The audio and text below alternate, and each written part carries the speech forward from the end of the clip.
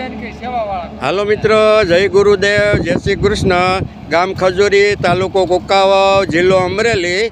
આજે અમારા ગામમાં